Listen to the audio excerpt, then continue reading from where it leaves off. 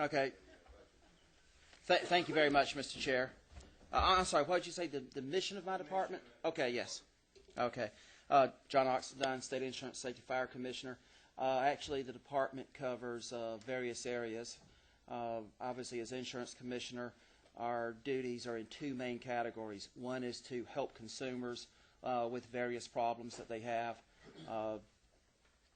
getting claims paid, answering questions, telling them their rights. We actually have a staff of people that are there from 7 in the morning till 8 at night to actually answer the phone and help your constituents and mine. Also, we're in charge of insurance solvency issues, and we oversee solvency in the P&C area.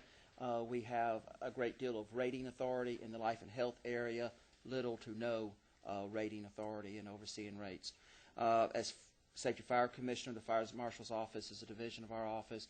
We're in charge of inspecting buildings, doing arson, or not doing arson, but investigating arson. Writing the state fire code, investigating buildings, all hazardous materials, automobile racing, and manufactured housing regulation also come under that. And I'm the Industrial Loan Commissioner. We regulate the small industrial loan companies, not the payday lenders, not the pawn shops, but the small industrial loan companies or finance companies. And also, I'm the Comptroller General, and we have various duties along with the governor and other members of the State Depository Board overseeing the assets of the state in that capacity. As far as the 06 supplemental budget, there is one recommendation from OPB, and that recommendation is for $11,303. That's to reflect an increase in workers' compensation premium that we would have to pay for our insurance coverage. There is also another item that was not included. We didn't actually make this request to OPB. The reason is because we were told not to make the request to OPB, and generally it's better not to do something to them that they tell you not to do because they get upset sometimes. But I would like to bring to the committee's attention an issue of great concern. Because mainly in the Fire Marshal's Office, our agency is a small agency. We have proportionally a very high number of employees that travel, and a large number of these employees have their own personal car, do not have a state issue car, and literally their car is their office. They don't have an office. They leave their house, they travel around the state. It's mainly in the Fire Marshal's Office. These are building inspectors. These are hazardous material inspectors. With the increase in the mileage reimbursement, we were running last year, depending on the month, we were averaging around $30,000 per month in mileage reimbursement. We are now running around $40,000 per month in mileage reimbursement. Really, the difference is really potential shortfall of about $90,000 for the end of the year, where money could be moved from various places. We went through looking. We found a few dollars here and there in other places. We feel confident we can get that shortfall down to $50,000. We found another $40,000 here and there, but we're very concerned that we might have a shortfall of $50,000 at the end of the year. It's solely, I do agree that the mileage reimbursement needed to be changed, and it was appropriate for it to be changed, but for a small agency that has a huge number of people that drive a personal car all day to every corner of the state to do these inspections, it's hitting us very hard, and we're trying to absorb it as much as we can. And I'll be happy to supply the committee with an actual detailed breakdown of this impact on our agency, but we would appreciate it if y'all would consider that request. Like I said, it would be about 90, but we feel we can come up with 40 ourselves. If you could help us with that other 50, we'd greatly appreciate it. And that's all I have, unless you have any questions, Mr. Chair. Do we have any questions from the subcommittee? Yes, Mrs. Hurd.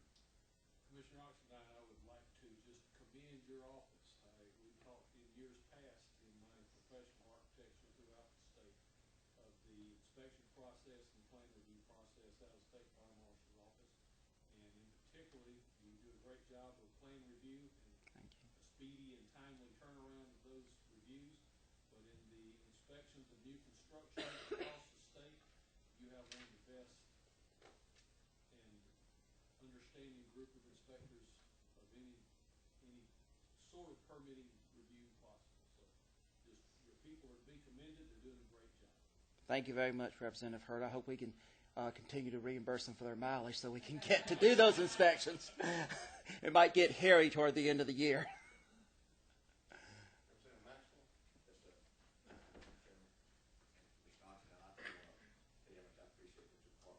Thank you.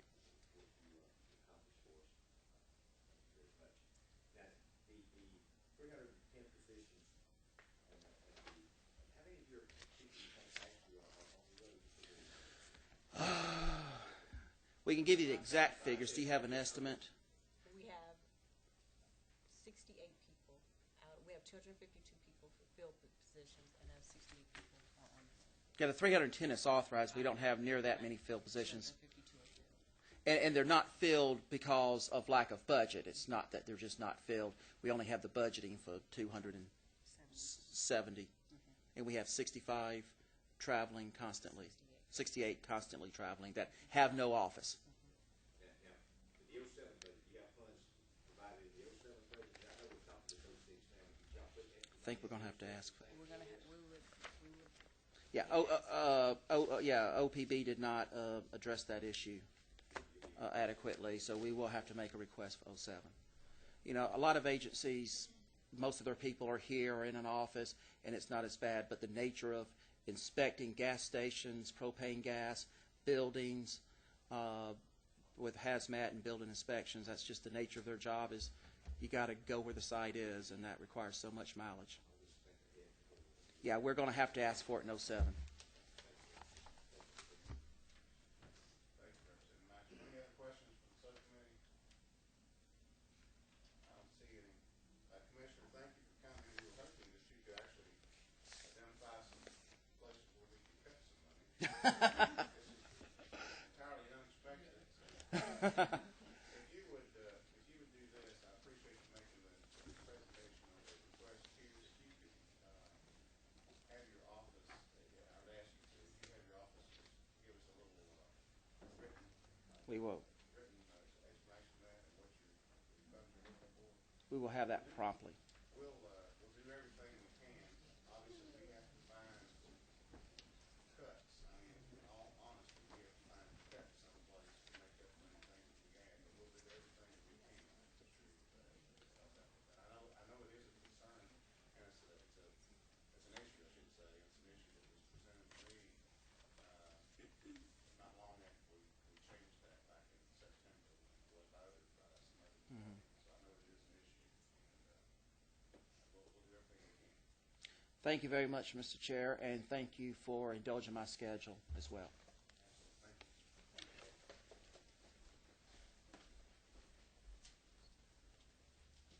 Is the Secretary of State's office? No, okay, that's Secretary of State, Madam Secretary of State.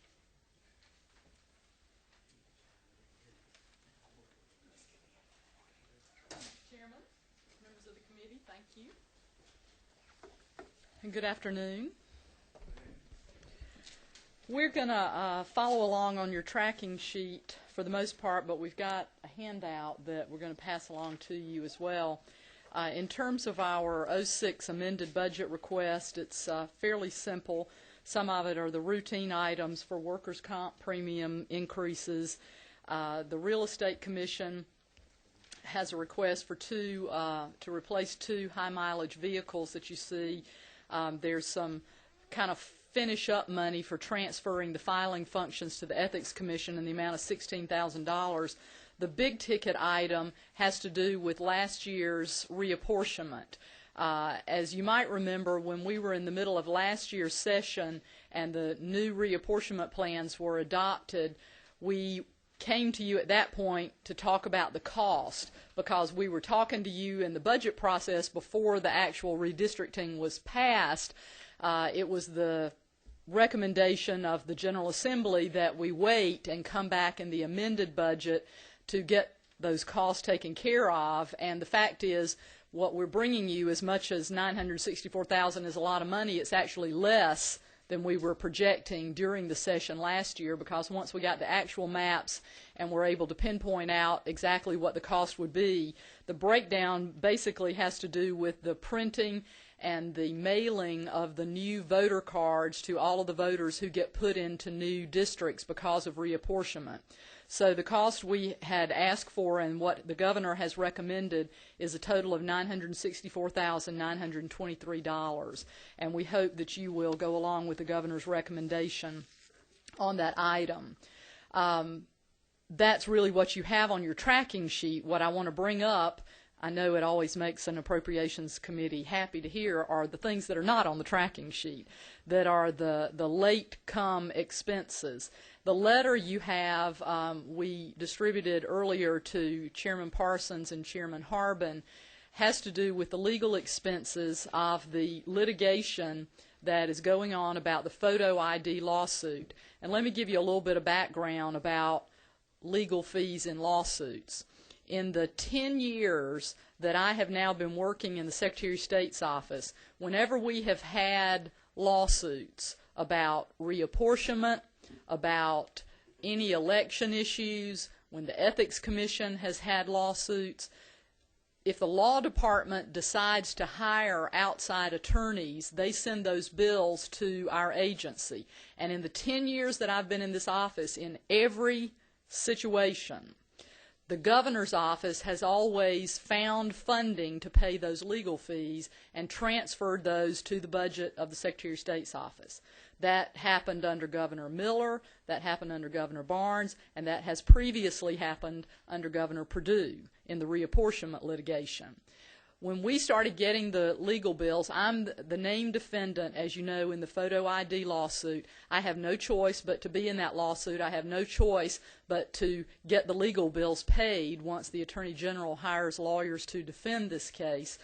Then I did the normal course of things. I sent the legal bills, which did not come into us until November. They were not sent to us when state agencies turn in our budget request in September, but truthfully, this process has never been handled through the budget request because you try to obviously get your bills paid before the supplemental or the next budget would be available this spring. So if I'd had the bills, I don't know that I would have submitted them because that had never been the course. But I wrote a letter to the governor and asked, in the course of the way things have been operated for the last decade, that he transfer money from the governor's discretionary fund to pay the outstanding legal fees, which currently are $187,000 and some odd cents. The governor wrote back and said that he would not pay those legal bills, that I had not submitted them in time to be considered for the budget request, and that he was no longer paying those legal fees out of a discretionary fund. So my choice was to go to the legislature. Last week we had a state election board meeting, of which I chair, and the issue came up because the state election board voted to intervene in the lawsuit. So the state election board as an entity is also a defendant in the lawsuit. It doesn't necessarily mean they're more legal cost. I mean, they're doing the same, the lawyers do the same defense for the state election board as they do for me as Secretary of State. But the election board voted, had a couple of votes that I discussed with you in this letter, number one of which is for the supplemental budget. The vote of the state election board is to ask you to appropriate the $187,000 to pay the existing and now past due legal fees, plus an additional $300,000 in the supplemental budget based on what the lawyers tell us is likely to be billed for us between now and June 30th. We have, this matter is now pending in the 11th Circuit Court of Appeals. There'll be oral arguments on this issue coming up in March. And I hate to tell you, but no matter what you do on Senate Bill 84, that's still going forward. And the lawyers do not believe that the passage of Senate Bill 84 is just going to make this lawsuit disappear. At a minimum, they believe we're going to have to go through this 11th Circuit process to have the 11th Circuit decide whether or not the passage of the new legislation really does impact the pendency of this current lawsuit. So the first issue that we are putting before you in this letter is the vote of the State Election Board that you appropriate funds to pay the legal fees for the defense of the statute in the amount of $487,000 as we spell out in the letter. There was a second vote of the election board based on our discussions with the lawyers on what we could anticipate in terms of legal fees and cost for the next calendar year, anticipating that if we don't get money put in the big budget, then we won't be able to pay any more legal fees until next March or April or June. And the lawyers estimated that we could see as much as $2 million in legal fees and cost to be incurred by the state in the next calendar year. So the second part of the request from the board is that you appropriate in the big budget $2 million in terms of the legal fees. Now, when you say, well, surely the passage of the new legislation will stop this lawsuit for the next year, but what the lawyers tell us, the feedback they are getting from the plaintiffs' attorneys, is that they will amend the current lawsuit to continue challenges against Senate Bill 84. So, unfortunately, this is not something that the passage of the new law is just going to make litigation go away. It's going to be there. We have an obligation to defend the statute, and we have an obligation for the state to pay the bills. So that's kind of an overview of where we are on the legal fee issue. But for the amended budget, your session today, and I know your narrow focus, is the $487,000 for the current and immediately likely to be incurred legal fees. The other issue that I want to mention to you in terms of the supplemental is that with the passage of Senate Bill 84, there are some expenses mentioned in that legislation that you've been discussing. Number one of which is that every county voter registrar's office will now have to make photo identification cards available to anyone who comes into them. That means computer equipment, photo equipment, printing equipment, laminating equipment, or some system, as shall be determined, I guess, by the State Board of Elections, as the bill spells it out. There is no money. The State Election Board has no budget whatsoever, yet this bill specifies that the State Election Board will furnish to every county all of the equipment necessary to produce the IDs at no cost to people who, say they don't have other forms of ID, that the State Election Board will provide supplies, maintenance, training for this photo ID equipment. So there is no funding whatsoever existing to do that. We certainly have not put out an RFP or anything like that to look at it. We've had my procurement officer do just some very early preliminary kind of calling around to see what a decent type of secure card would cost, one that might have some type of hologram imprinted on it. What we understand was shown at one of the hearings was sort of a, college campus corner. Anybody can make one of these type IDs that I don't know that you want the state of Georgia to be issuing when it could be easily replicated. Early estimates, again, no RFP, no competitive bids have been taken in this process, is that the cost for the equipment alone is likely to be about $6,000 per county. That's just our earliest estimates to give you some ballpark idea of what you need to think about. That does not include any of the training to train 159 county voting registrars on how to use this equipment, what types of ID are going to be acceptable to issue the ID, and all of that kind of thing. And I'll give you a ballpark of comparison. When the legislature appropriated money for voter education when we moved into electronic voting, you appropriated about $4.5 million for voter education. I'm not saying you've got to have that much for this, but to think you're going to be able to put in $25,000 and do any kind of semblance of voter education is not realistic. For for states this large with 4.5 million registered voters, it will take a sum of money to do voter education. The other part in terms of this process is the maintenance and the training of counties. I would certainly hope that whoever is in charge, state election board or whoever, of getting this equipment to the counties, that we not go hire permanent state employees to do the maintenance on these things. It ought to be part of a contract with a vendor who can be available when they need it, because the bulk of the maintenance is going to be needed in the 45 days before an election, and you're just not going to want to pay for, nor do I think it is productive to hire all that many state employees who can run around the state in those 45 days to maintain this equipment when it breaks. I think it'll be much more cost effective to do that in a maintenance contract. So there are a lot of issues that I hope you will consider in terms of supporting that legislation, which is now passed and on its way to the governor's office, because right now there is no funding whatsoever for the state election board to take care of those activities. With that good news, that's our presentation, Mr. Chairman. Okay, thank you. Quite a presentation. Do we have questions from the subcommittee? Okay, Representative Smith. You do? Thank you for your presentation. If we're to present numbers to the decision makers that deal with this, how quickly could you put together your information on hours and costs?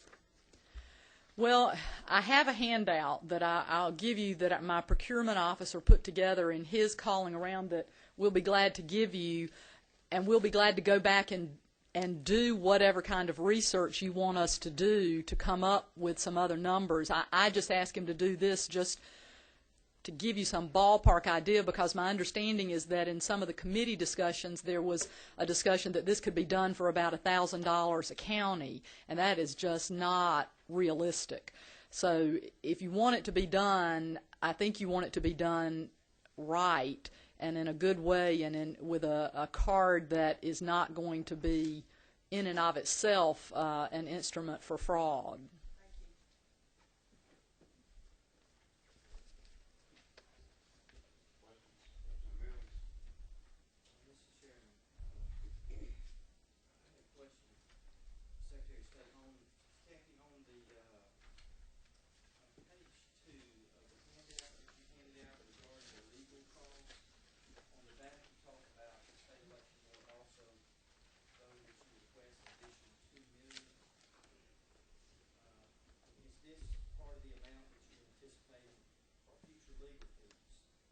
Right, in the next calendar year, from July 1 of this year through next year. Assuming, as our lawyers are predicting to us, that with the new legislation there is likely to be either a new lawsuit, a wholly new lawsuit, or an amendment to the existing lawsuit that will keep this thing going. Back to the district court, back to the appellate courts. Lots of people are predicting that this is going to work its way up to the Supreme Court. And truthfully, the Supreme Court is not where you'd have the most cost. It's at the district court level. And so none of our lawyers suggest to us that this is going to be over anytime soon. It seemed to me in your presentation, correct me if I'm wrong, because I'm not just going on what you said, but it seemed to me that you kind of resented the fact that the defendant on this. Well, it's an awkward position. There's no doubt about it. You all know I have not been in favor of this form of photo ID.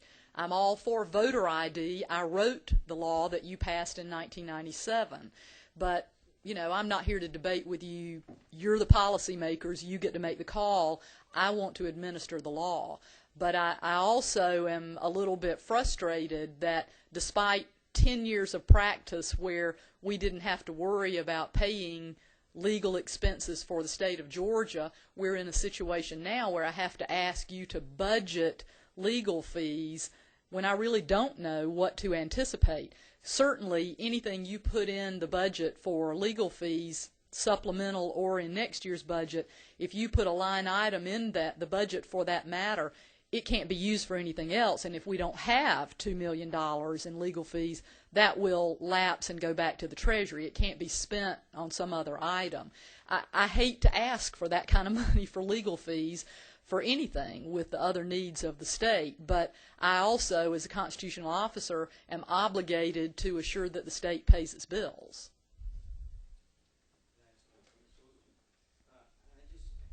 I want to make sure I understood what you were saying earlier.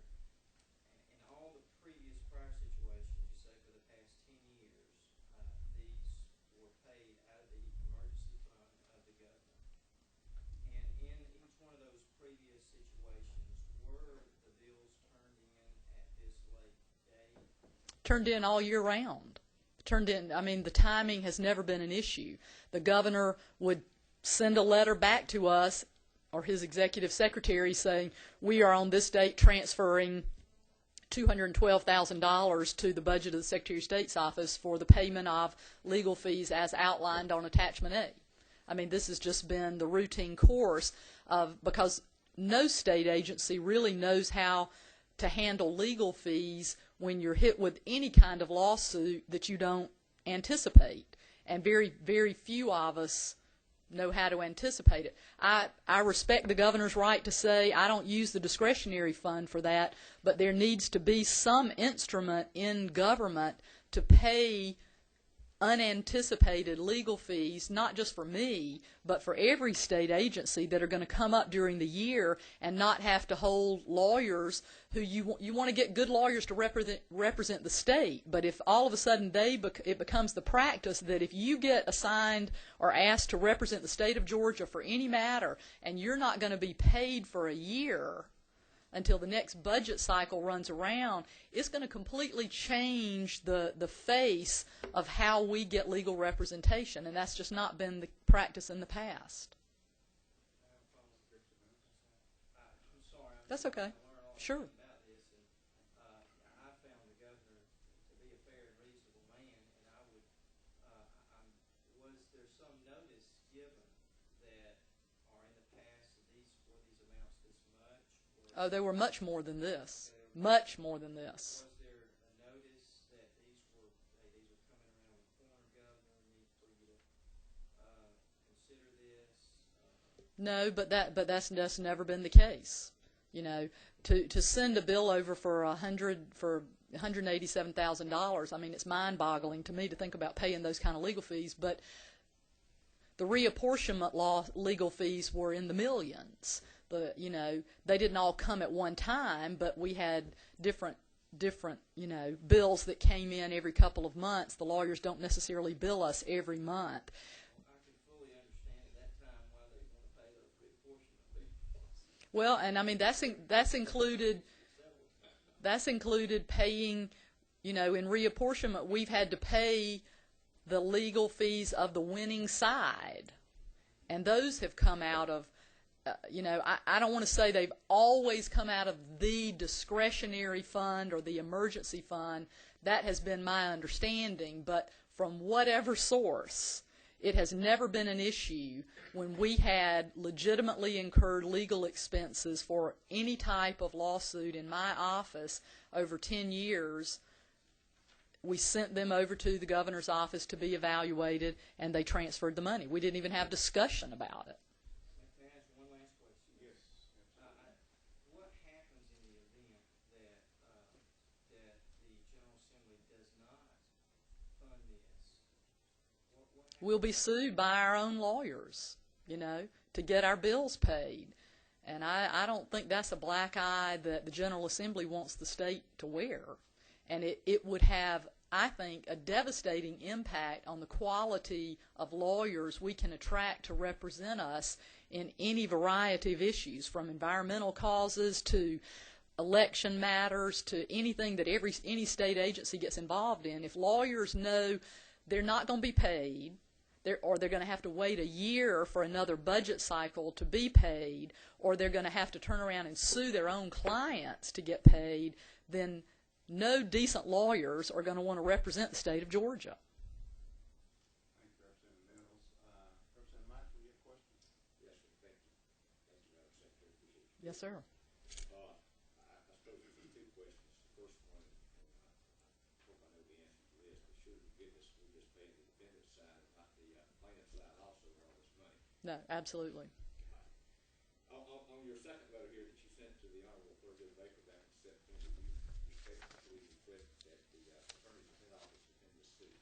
Who hired the attorneys? Did his office or your office hire them? No, the Attorney General gets to make that decision as to whether they want their in-house lawyers to handle it or they want to assign it out to what we call special assistant attorney generals. He's never hired, never had a budget to do that. The practice, and I cannot tell you whether that's a statutorily based practice or just the habit, is he makes the call on whether to hire outside attorneys, and when he does, he simply forwards the bill to that particular state agency. Well, that's definitely true. Have you heard a response, or has he responded back to you about your request that he used our own in-staff attorneys on staff? They told me that the litigation would be too time-consuming for their staff attorneys to be able to handle and to adequately defend the statute.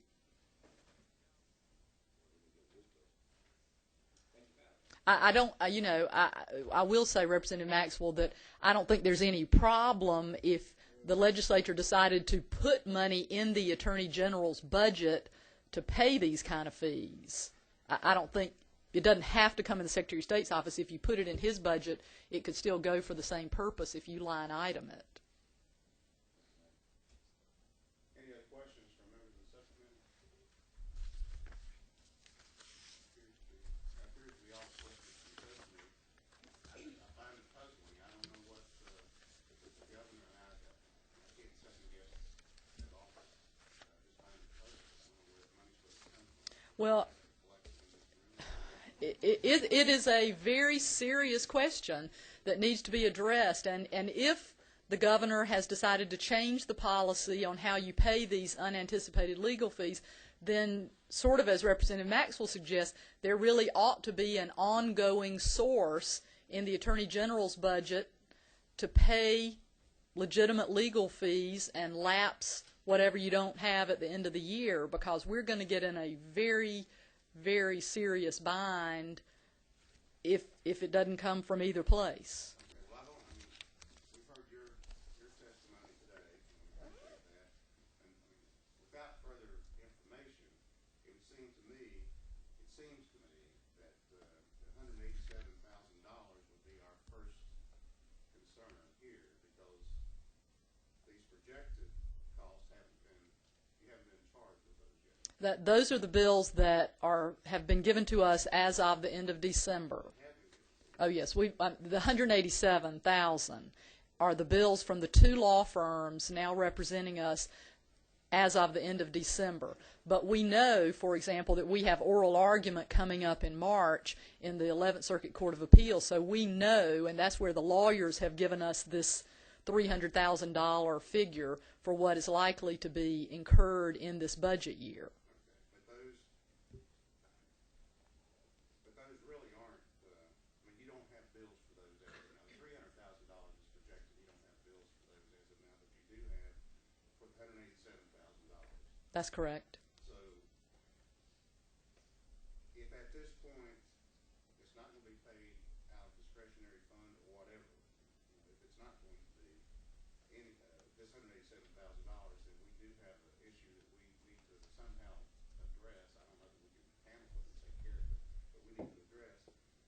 But we don't know for the $300,000. Have you received any information from the governor's office that says he's just not going to use any of that money, or that he's not going to, that the governor's office is not going to pay any of these costs? His letter said we no longer pay bills like that out of the discretionary fund, that you should deal with this with the legislature. All right. We have another question here, but I am puzzled by what, how, like you say, if we don't pay the bills, then it creates another problem. I'm hoping there's an answer someplace. It just hasn't come up yet. I'm just hoping there's got to be an answer someplace, surely, other than just coming to the Appropriations Committee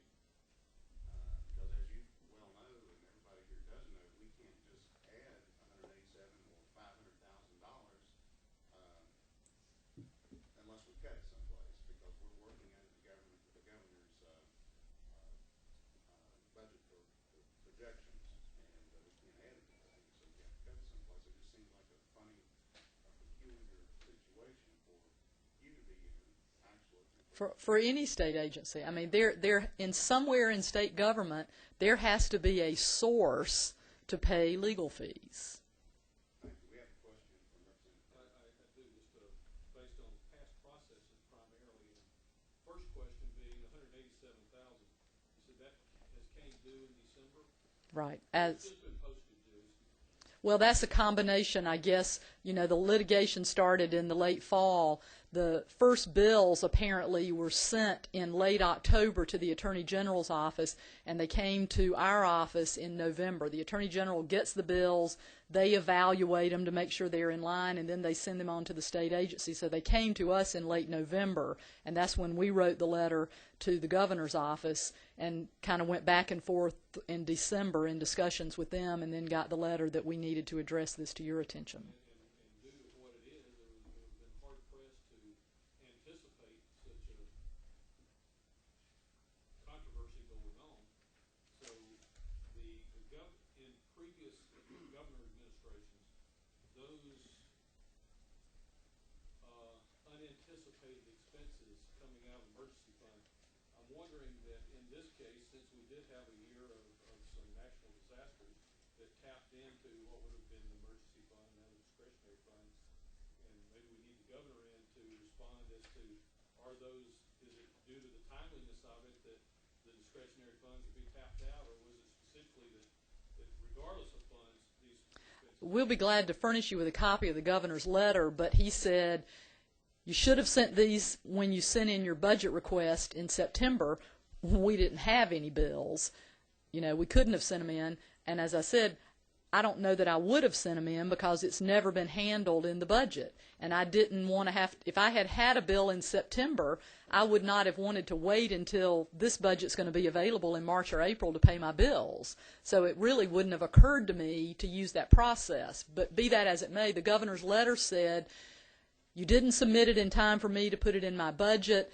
We don't use our discretionary fund for that purpose anymore. You should deal with the legislature.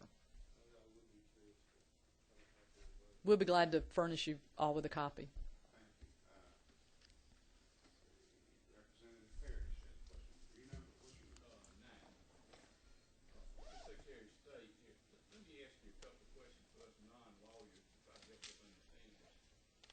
You were named as a defendant in this simply because you're the chief elected official for the state. Right. So therefore, the obligation of that bill is going to come to you, even though you're not responsible for the lawsuit. The same with reapportionment. I didn't have anything to do with reapportionment, but I was the defendant because I administer elections. And then you touched on this, and I want to make sure I understand this right. At the time that the budgets were submitted to OPB, y'all did not have the bills that were coming due, so you were not able to submit those in your budget request. That's correct. And, Mr. Chairman, I wish we could ask somebody from OPB or something. I think in the past that when things like this came up and it was funded out of the discretionary fund, the emergency fund, or whatever you want to call it, they came back to the legislature and requested money be put back into the governor's emergency fund to offset those in years past. I think the proper time when OPB is actually here today, so that way come that stuff. You have any questions? I think that's correct, Representative Parrish. And I think I recall seeing sort of some descriptions in the budget, you know, that $500,000 was being put in the governor's discretionary fund to cover Jones versus Smith. And I guess one last question is if we don't, as a state, come up with some $487,000, probably 187 we know for sure, and the others anticipated in this fiscal year to pay our bills, we're going to be in arrears with paying our bills in time and fashion in the state. Is that right? That's exactly right. Thank you, Representative. I think Representative Hill, you have questions? Yes, Madam Secretary, could you please go over those dates again? I'm trying to get my timeline. The Attorney General's office started receiving these bills, you say, in the fall? I think we noted in terms of date stamps that the bills were first received in the Attorney General's office sometime in late October. And those were the first bills that the Attorney General's office got from the time the lawsuit began. They evaluate those bills and then send them to us, and we got the bills November 4th. We got the first bill November 4th, and then we got several subsequent bills during the month of November, and then we sent actually 2 letters to the governor saying we've got bills in this amount, and then we sent another letter about a week later saying now we've got this amount. Do you know about when the AG hired these firms? Approximate month? I don't remember when the litigation started. In August or September. It was, I just really don't want to give you the wrong date. It was after the bill got pre-cleared from the Justice Department, so they had a... Had to be around that date, September 28th, because he had just appointed them then. Was that our letter? Our letter to the Attorney General was dated in September 28th of when we asked the Attorney General. Yeah. At any time, did the AG's office give you any sort of guesstimate? I'm looking at what perhaps what we might want to do in the future, get the notification as early as possible, and I would thought they would have forwarded that on through to you so you might be able to use that for budgeting. But apparently that was not the case. No. Thank you very much. Thank you, Representative Nicholl. I believe that's given us all the questions. Thank you so much. Thank you very much. We will take these under consideration, and we will try to help if we can. I mean, we'll try to address these issues. I appreciate it. Thank you very much. We'll provide you with the governor's letter.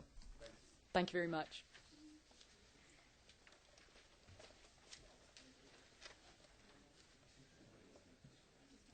Let's see, I think we have some past agencies, the Secretary of State's office that are here. We have from ethics. Yes, Mr. Chairman.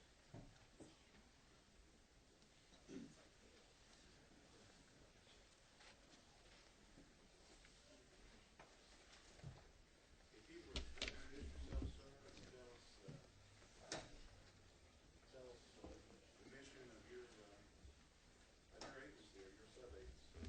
Okay. Thank you for the opportunity to speak today, Mr. Chairman and members of the committee. My name is Rick Thompson. I am the Interim Executive Secretary for the State Ethics Commission, and right now our mission is to survive.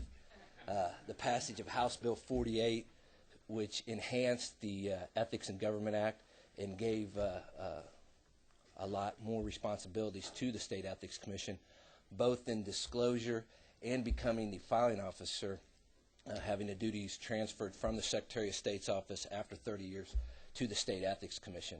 Luckily, a lot of the filing will now be done electronic, so that helps out as far as space goes. We have some handouts that, if you want them, we'll give them to you now. Otherwise, we'll just bring by your office later. What we're looking for is, I believe in the tracking sheet, the governor has recommended around $16,000 for us. We've asked for $1.1 million just for the supplemental.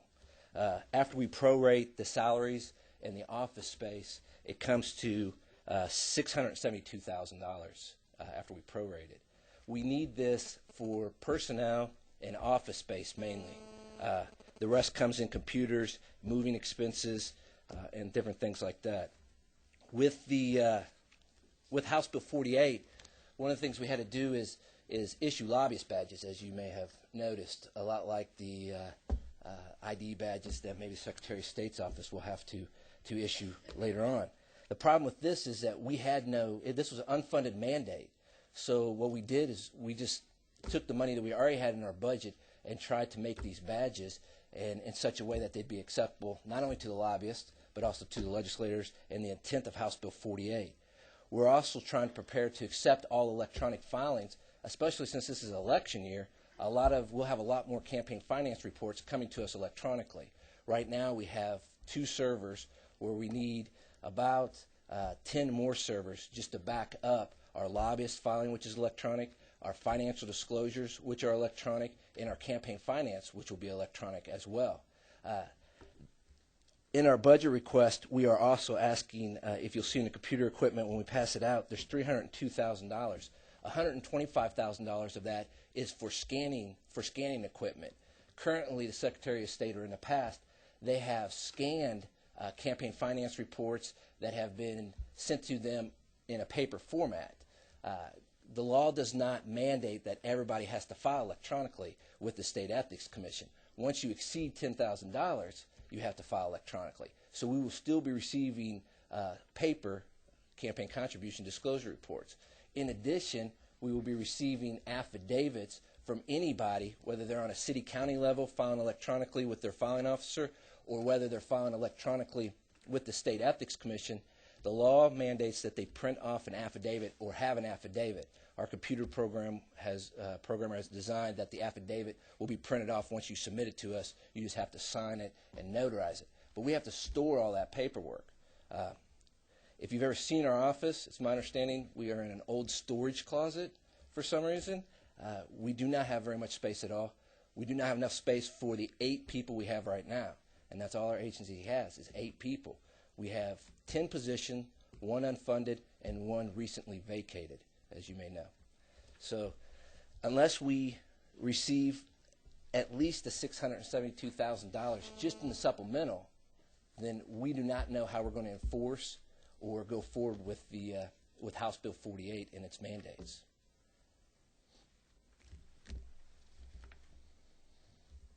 Thank you. Any questions? Subcommittee. Representative Smith. Thank you, Mr. Thompson. Nice to meet you. I want to push it right now. I do have some questions, just trying to understand. When you inherited this agency, were there fund transfers from the Secretary of State's office to yours? Initially, it was proposed that $300,000 be transferred to the State Ethics Commission. However, we received $106,000 for personnel, but the $200,000 it was retracted from us by OPB and SOS. I don't understand the whole procedure. I know that the Secretary of State's office would be able to explain that, or OPB would in more detail, but I don't understand how that happens. You're doing a great job. All right, thank you. So thank you. That's a plus for me when I thought. So anyway, I'm just teasing here. I do have a couple more questions, and it's to help you and to help us understand this. Okay. Why did your agency have to absorb the fees for the badges that were created from, absorb the cost? Why couldn't you charge a processing fee for the badges? And do Right. you need enabling legislation to do that, or what's the problem there? Over 10 years ago, the State Ethics Commission was enjoined by a federal injunction from enforcing registration fees that are currently in the law. Last year, we tried to pass legislation that we believed would be constitutional. However, the General Assembly put back in the same language that we're enjoined from enforcing anyway. So we weren't able to do it last year. What we have done is that last year we had a huge problem with lobbyists losing their badges or wanting extra ones. We are charging for replacement badges to try to offset the cost. Each badge we issue is $20. That's what costs us. So and right now we have something like 1,300 lobbyists, and 1,100 we have made badges for already. So, we do have a role in the General Assembly to help you offset that cost, but so far we've not passed enabling legislation for that. I wouldn't disagree with that. I wouldn't disagree with that. But I mean, yes. I mean, generally speaking, I believe most states have, if there's an ID badge issued for lobbyists, I believe they have a fee or a cost that they put in there to offset that. If you don't mind, if you're familiar, a couple examples from some states that you feel like would fit your system that you're developing, just let us know that. No promises here. Right. It's something we need to look into. And we can get you a list of those states because we have to get the badge replacement fees. You know, we figured out what we were doing, but we didn't want to exceed it, so we did compare it to a couple other states, so we can get you that information. Thank you. Okay.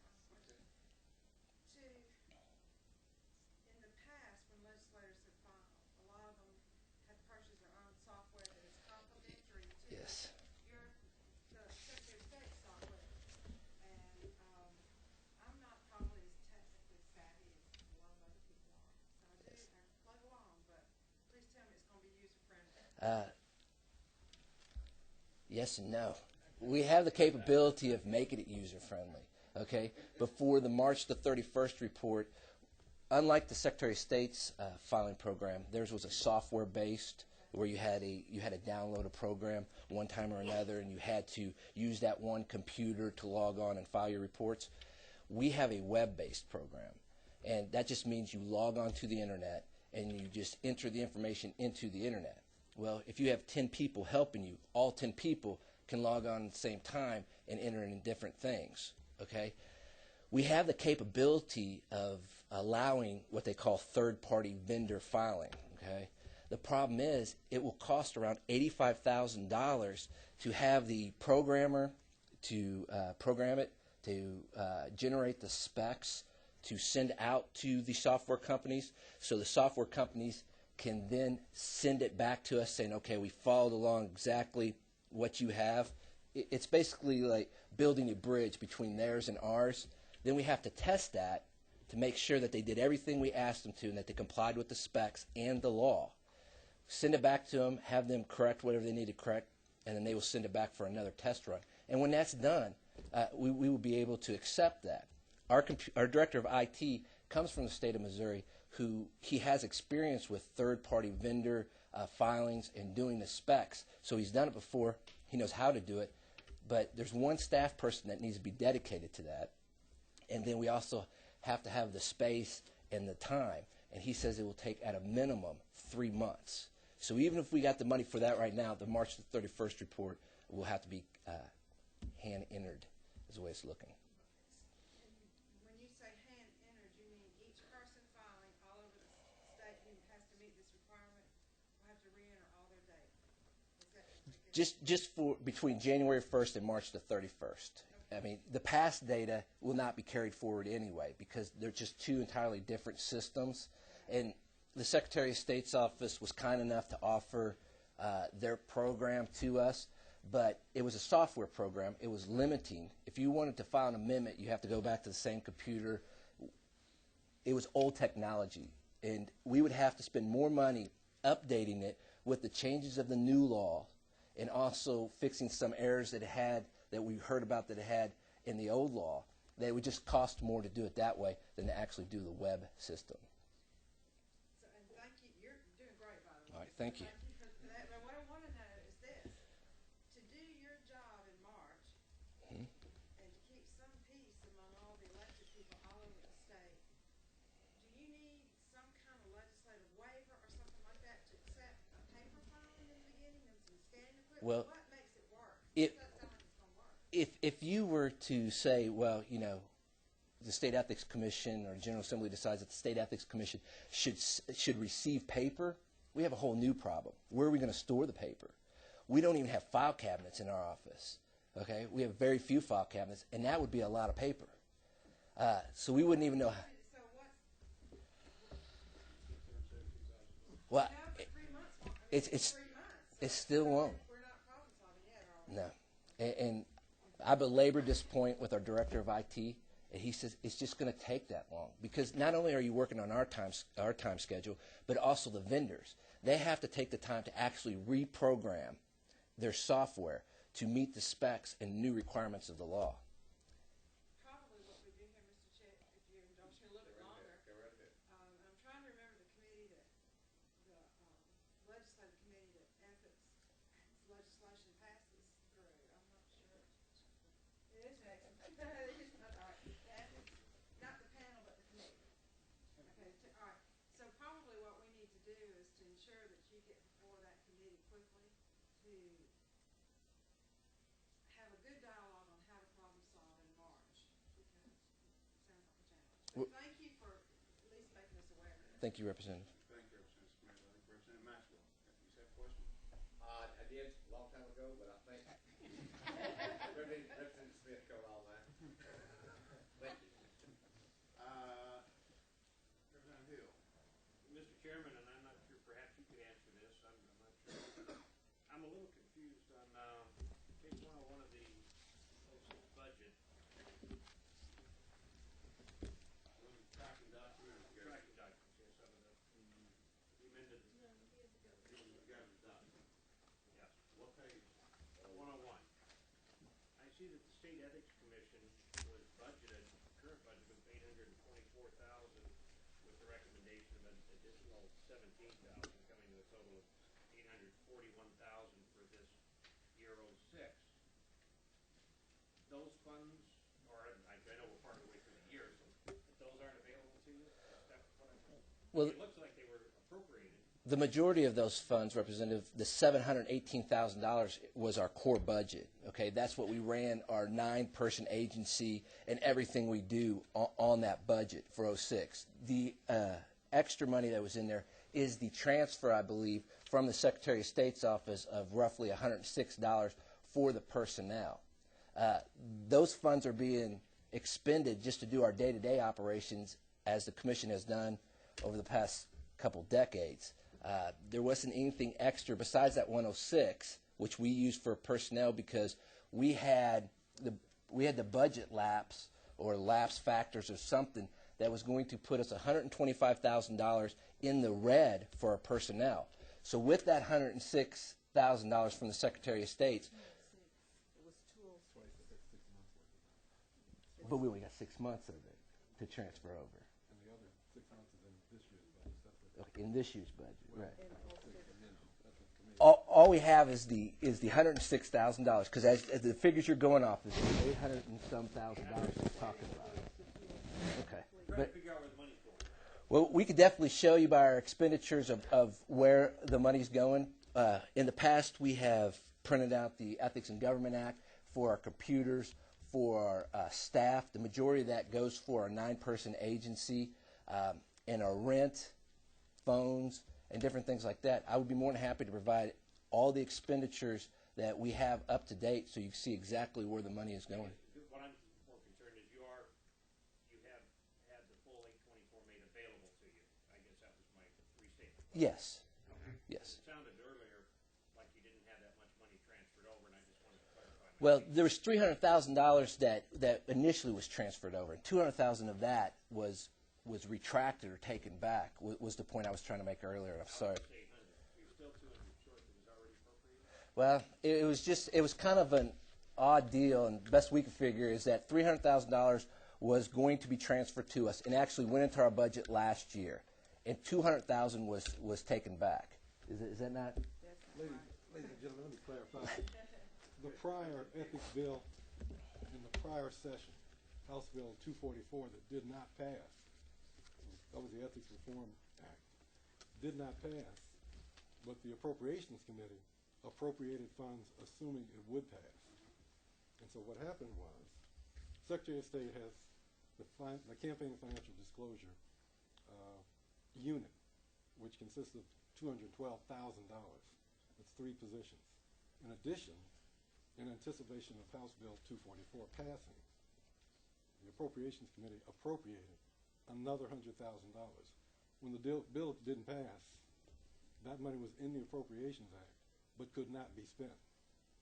It was appropriated for a law that did not pass. So Secretary of State's office had to give that money back to the Treasury. So that's 100 of the $300,000 I think Rick is talking about. The other 212 was half of that money is already part of that $800,000 in the Ethics Commission. The other half of that money, for the other 6 months, is what's before you in the amended budget to be transferred to the Ethics Commission. So it'll be another $106,000 on top of the 826. So, Representative, the answer is that we do not have that $100,000. Nope, it was a treasury. Okay. The second question, if I may, seems that Representative Smith brought up a question on the filing. Last year, I do all my own filing on my own computer. The current system, the one that we just used in the end of December, we had to go in online and line item enter every transaction, basically, one at a time on a pre-mapped screen. It would seem to me, and that's very timely because you have a small window to do that time in,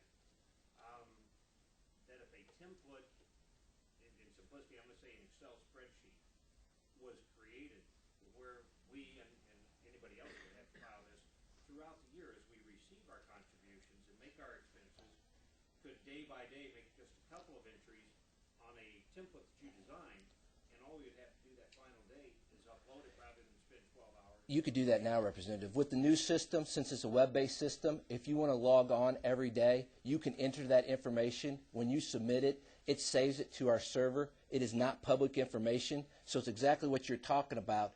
and it is not submitted until you finally submit it whenever you decide to do that. That's the same that we just, No, this, hasn't changed? Or- no, this is the new system that you will file for March 31st. You should be receiving, if you haven't already, it's called a Ccdr Pin Application. It's just for a password. If you complete that and send it back to us, we will email you a password, and when you log on, you'll be able to start entering in your expenditures and your contributions just into a template like you're talking about. It's already there. PIN number, but I didn't know quite what to do. Yes, yes. As soon as you log in, you can start there. Yes, Representative. Great assistance. Thank you. I don't see any more questions. Thank you for coming today. We appreciate your presentation. I'll make sure I get this correct. You're asking us, you're making a request for another $672,000. That is correct. We will certainly review that. We literally do not have $672,000. In retrospect, perhaps we should have asked the Secretary of State when she was here. It would seem, and I'll ask you the question.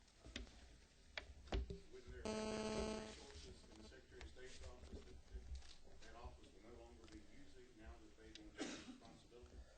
Well, they have an infrastructure that when you do these kind of things, you piggyback off of other employees and other employees' responsibilities and servers and different things like that.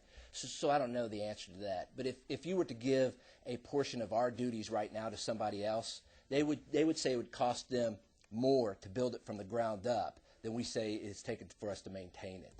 Well, I appreciate your presentation. Thank you, Mr. Chairman, members of the committee. I know that you all had, your office had met with some of us earlier this year, and I think it's appropriate for me to say this. It seems like there must have been a breakdown somewhere between your agency and the OPB because they didn't, the governor's budget office, because it seems that they didn't see that the needs that you have identified to us today. So we'll take this under consideration, and we will try to see how we can help, how the agency and the commission can be helped. Thank you. Thank you very much.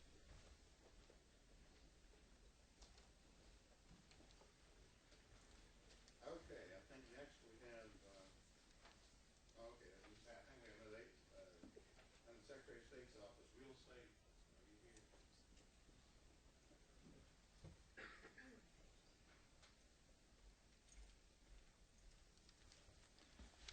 Thank you, Mr. Chairman. I'm Charles Clark, Real Estate Commissioner. The Real Estate Commission regulates Georgia's over 7,000 real estate appraisers and over 90,000 real estate brokers and salespersons, issue them licenses, and investigate complaints about their activities. In the supplemental budget for this year, the Office of Planning and Budget and the Governor have recommended $36,000 for our agency to replace 2 10-year-old cars. We don't have any other requests. If this is approved, it will be paid for not out of general revenues, but out of the fees that we charge to the people that we regulate. I'll be glad to answer any questions. Any questions from the subcommittee? I don't see any. Thank you for coming. Thank you, Mr. Chairman.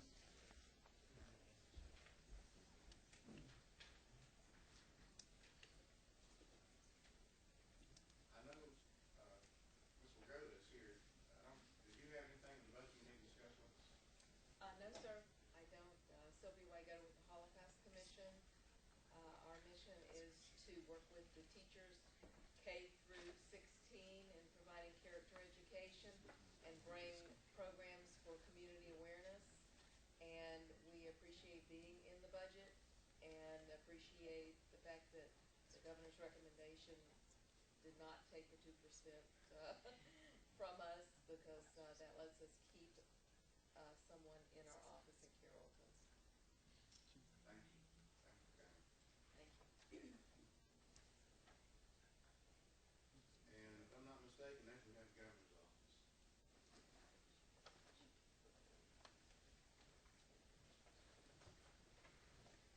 Thank you for coming. If you would introduce yourself to us and tell us what Good afternoon. I'm Shelley Nicholl, the Director of the Governor's Office of Planning and Budget. Thank you for inviting me today. I look forward to working with you during this session. It seems like OPB gets a lot of airtime during other people's presentations. We appreciate that. What I'm here today to talk to you about is, of course, the Governor's Office budget, the Office of Planning and Budget, and to inform you of the fact that the Governor's Office of Planning and Budget actually has 10 agencies that are attached to us for administrative purposes. Several of those people are here and would be available to testify in front of you. The Governor's Office of Planning and Budget's mission primarily is to present the Governor's budget recommendations to you. Most of our staff works on the executive level of preparing those budget recommendations along with agencies and presenting them to the governor, then making the recommendations to the General Assembly and monitoring the budgets throughout the year. We also perform program evaluations, management studies, house the state census documentation, and do other forms of administrative functions for those agencies. What you're seeing in our budget request for OPB proper is really some realignment of funds. You may or may not be aware of the fact that OPB houses the one financial system that is enterprise-wide for state government, which is the Budget Net system. That also includes a capital the capital operating budget, the budget system for capital projects to be requested and recommended, and also the Georgia Legislative Information System is operated out of OPB. So those three systems we house in-house in OPB. When I came as director early in July, I saw things that needed to be put up as a priority for us, updating BudgetNet so that state agencies could use it as a tool for preparing their budget development. And we are proposing moving some projects to the forefront. Therefore, what you're seeing is some transforming of the Office of Planning and Budget to be able to have BudgetNet do the things that it needs to do for state agencies. So we're moving money primarily out of personal services and operating into computer charges and contracts. And there is no net gain. We're not requesting new funds. We're just requesting that you give us the flexibility to move those funds where we actually need them to perform some new duties, not new duties, but to make the BudgetNet system work more properly. And the other items that you are seeing are in each of the attached agencies, and I'll be glad to acknowledge the folks that are here. I think Bill Cloud is here from the Office of Consumer Affairs, Allison Anderson from the Office of the Child Advocate. I don't know, is Charlie here? Charlie's from the Office of Homeland Security, and others are here. I'll be glad to answer any questions. Do we have any questions? Do we have any questions?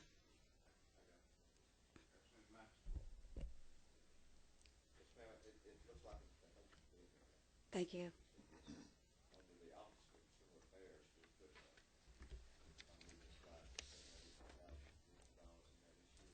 That's correct. And that funding, Mr. Bill Cloud may want to answer the question, but it is for the governor's initiative on customer service, and the bulk of the funding is in computer charges and contracts.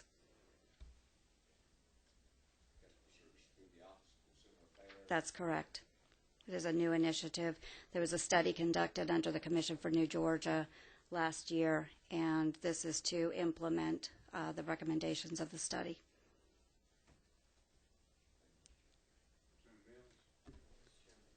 Earlier, we were in a discussion with the Secretary of State regarding some legal fees and funding that would come in, and it was presented that the governor's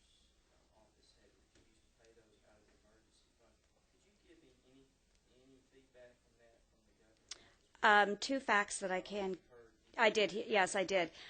Two things. Since 1997, there have been no payments for legal fees out of the governor's emergency fund. Since Governor Perdue has taken office, he has made the governor's emergency fund be exactly that, to cover emergencies and disasters, and has carried that forward, that he will not pay for things ad hoc out of that fund. There have been appropriations for legal fees. So there may have been a payment prior to 1997 for legal fees out of the governor's discretionary fund, but they have been paid back through appropriations for legal obligations. Mr. Chairman, I know I have a bad memory, but I am thinking, I thought that earlier it was just started since this administration, is what I heard. I don't want to misrepresent what was shared at all. I'm sure John's correct. I don't remember. I thought that the Secretary of State told us that prior to this administration they were paid out of the governor's emergency fund. And then what you just said was that since 1997. We don't have records of any payments for legal fees being made out of the governor's emergency fund since 1997. Well, if any members of the committee, if I heard that wrong, I wish you'd correct me or point out to me, because what I'm seeing here is a conflict, and I'm trying to bring some resolution to it. If it wasn't paid out of There were appropriations made to pay for legal fees. after 1997, Yes, and in the budget through the legislature, yes.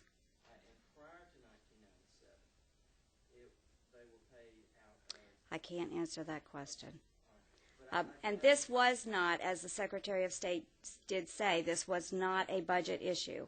This was not a discussion during the governor's budget hearings. This was a letter that the Secretary of State sent to the governor. It was not a governor's Office of Planning and Budget decision. It was not presented as a budget discussion item. I'm just giving you background that I know of what has been paid out of the emergency fund and what hasn't. Okay, I'd just like to get some clarification, Mr. Chairman, somewhere in this process. I'm hearing two different things being stated, and I don't know what to understand. And I'm not saying anyone's being untruthful. I'm just sure it may be a misunderstanding. That's correct. We will make sure you get documentation of what's been paid out of the governor's emergency fund. Be glad to provide that for you. Sure. We have more questions. I don't know who was first. I'm going to go with Representative Byrd. Following up on Representative Mills' question, isn't it possible that if legal fees come about on a short fuse notice sometime without opportunity for appropriation, and I would assume that in the past those funds get paid either out of the governor's fund or out of the Secretary of State's fund, and then in the following legislative cycle, those funds are appropriated to reimburse those expenses. And isn't it possible that the Secretary of State could include it in her budget as pay it, and then include it in her budget as a reimbursement? Absolutely. Representative Smith. Thank you, Mr. Chairman. Thank you for your presentation. Thank you. You're new on board as of July 1st. July 1st? Yes. You're doing fine. But Thank you. we all are trying to sort our way through this. And Yes. I guess the bottom line, as a policy for the state, we just don't want our bills hanging out there. Absolutely. And so if the money has not been appropriated, but the legislature can't add anything to the revenue estimate, so how do we problem solve? And that's what, I mean, how do we solve this problem if we don't have the money? So that's, and it would be ongoing for the year, so, I think that's a policy decision all of us will have to face, and we're probably gonna need some kind of,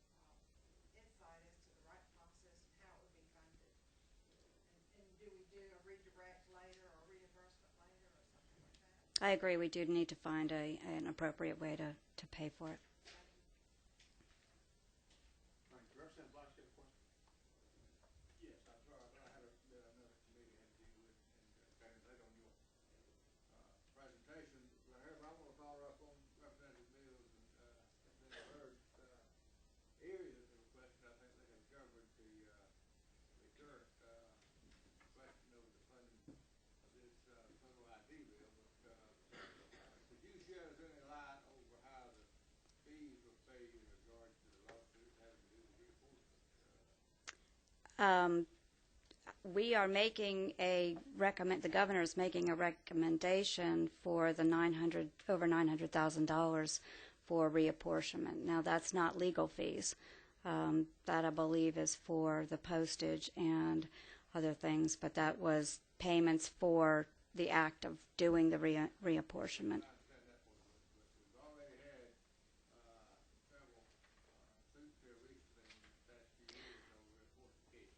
I believe they've been appropriated. Kay, can you verify? They've been appropriated.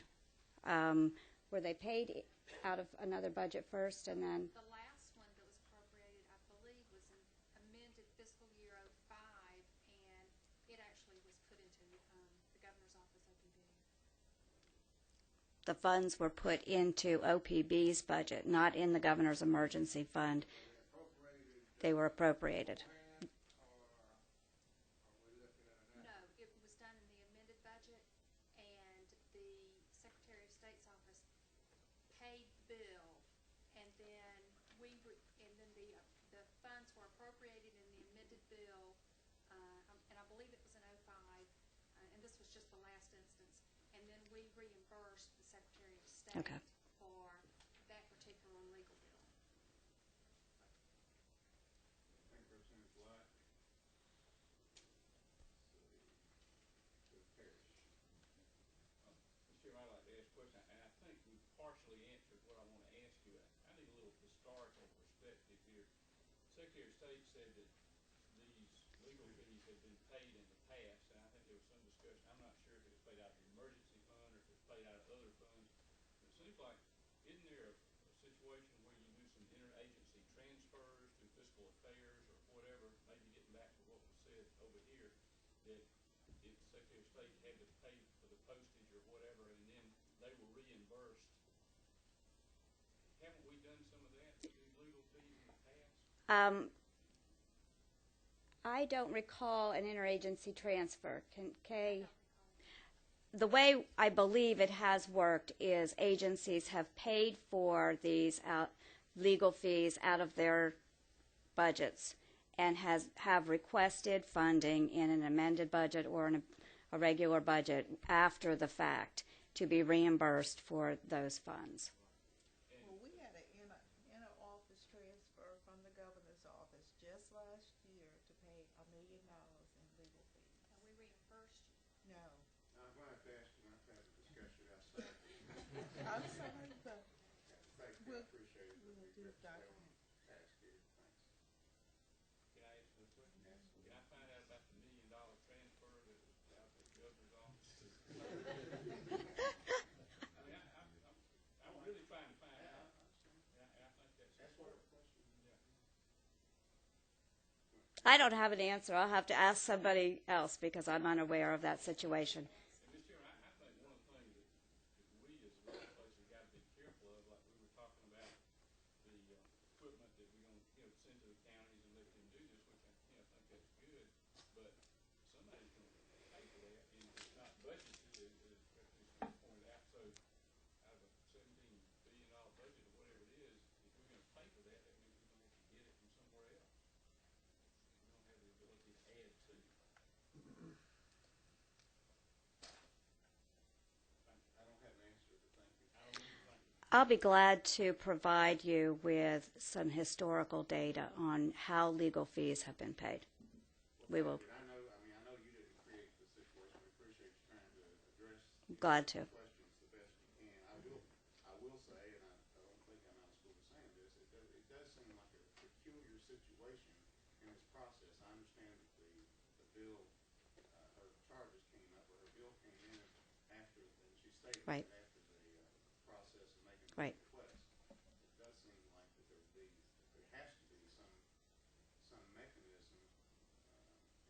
seem like it would have to be that difficult. I mean, it's not that, I mean, it's a large amount of money, but it's not that large amount of money, and something has to be paid. But here again, it's not a situation that you create. And if you could, you know, I'll be glad to. meeting, if you could provide us with any more information. Sure will. Or maybe how the governor's office, if there is any plan to deal with that. Okay. It seems like a lot of times it could be handled through the appropriations process, but this is an example of how it would seem that the timing didn't provide for that Right. to be handled. So, but anyway, I appreciate you Sure. answering questions about that. I did want to ask you, I don't see any more lights right now, but if anybody else has questions, they can certainly ask. I did want to ask you about the $700,000. This is under the Consumer Affairs. But as I recall, and I may be mistaken, as I recall, in the 06 budget, general budget, that there was a request for $1 million for this, and that we cut it in half to $500,000. And I guess I'm a little bit curious. We cut it based on information that we received, and our belief that the whole $1 million wasn't needed. But now in the amended budget, not only is the $500,000 being requested, but an additional $200,000. And I believe it was related to this same discussion. In fact, I know it was. I believe the $500,000 was for the study that was conducted to find out what the state's needs were for this customer service initiative. This $700,000 is to begin the implementation of that project. It was a CNG initiative. We were correct as a subcommittee to cut that in half. Is that right? I have no judgment on that, but But this is something, but you're telling us, I want to make sure that I understand this, you're telling us that this $700,000 is to be used for something different than that request last year. yes. It's related to the same project, but it's actually being used for something different. Yes. Okay. Are there any other questions from the subcommittee? No further questions? Thank you very much.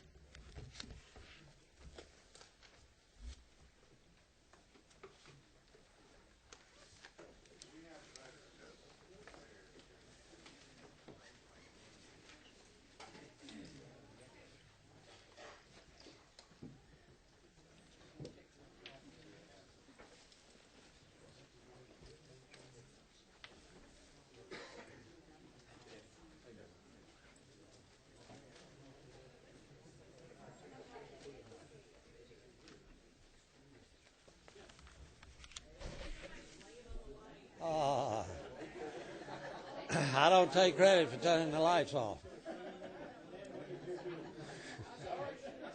Commissioners, turn the lights out.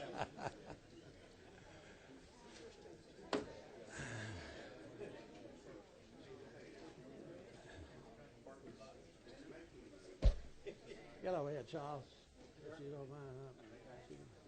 Go ahead, Lynn. Come on. Each month. But we have our field offices staffed, and you helped us with that, and we appreciate that, and we're doing a good job in that, but thanks to you and your help. And Lynn, if you would cover the part that I was talking about the nursing home care, I'd appreciate it. Lynn, go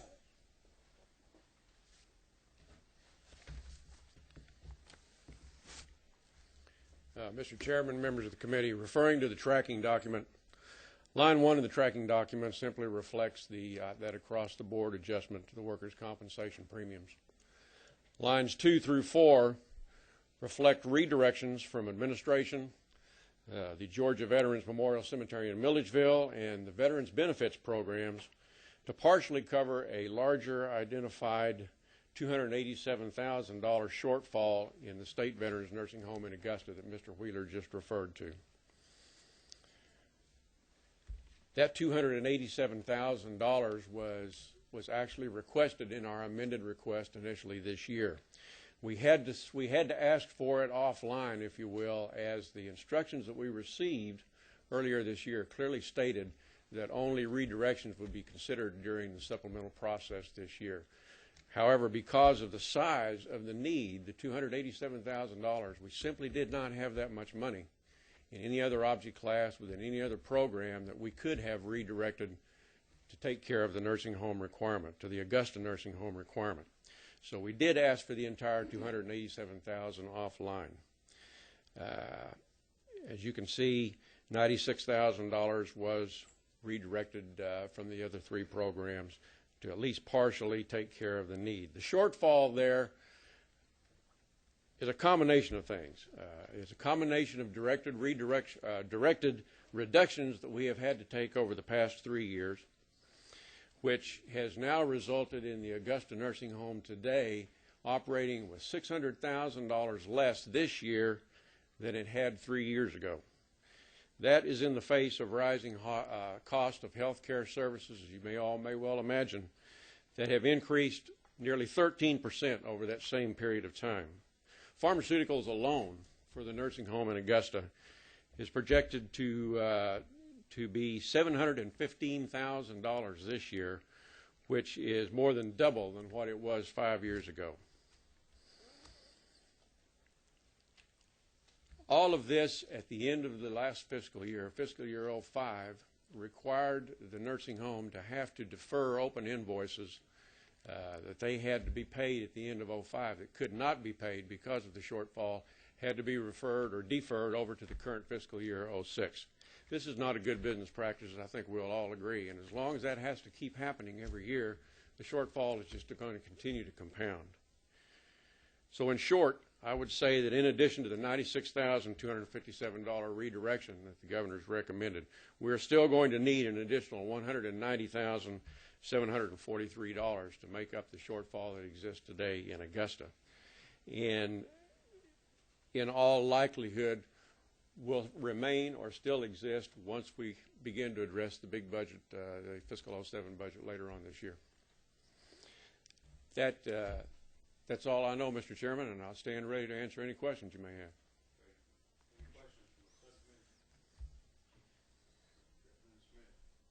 My husband is a Vietnam War vet, and so I'm certainly aware and appreciative of everything that y'all do.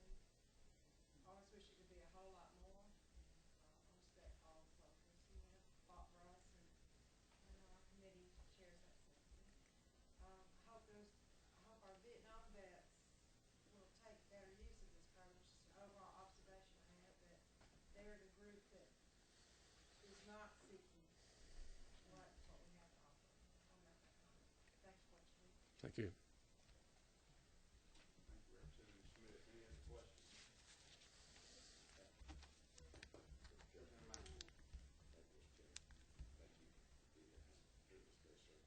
The question I have is can you just tell me how many people are in the nursing home? That's what numbers there. I have one other question. Yes, sir. We have 183 beds filled in Augusta today. And the one more question is the $6 million under the veterans benefits. What kind of that's for all the services you give in the locations. I think they'll have local offices in Crawford County and Harrison County. We have a number of offices. We have 47 offices that are scattered throughout the state of Georgia and in the towns and cities in Georgia. Those offices receive questions answered and whatever they need in filing forms to get things done. That's absolutely correct. And that all of those efforts collectively have generated a great deal of federal revenue through the payment of benefits into the state of Georgia, being paid directly to the veterans. I think it's over $1 billion annually. That And I believe we've got the third highest number of veterans in the country, the third or fourth highest in the state in the nation. We're number 9 in the nation right at the present time. But we're bringing in more money than the others that have more veterans than we have. That's what I read in one of your letters. We're bringing in more money to Georgia. Thank you. Thank you very much. Thank you. I believe that's all the questions. I did want to ask you, I've got a letter I was hoping to get with you earlier today. It's just we haven't had an opportunity to. I have a letter, a copy of a letter that I think Mr. Esposito had written to the delegation down in Augusta. I think it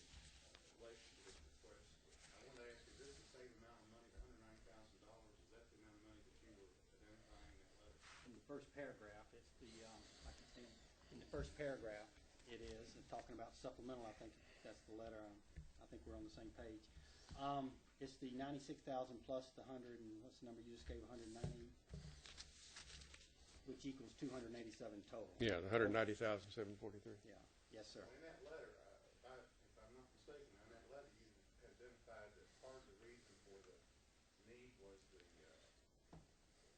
pay increase.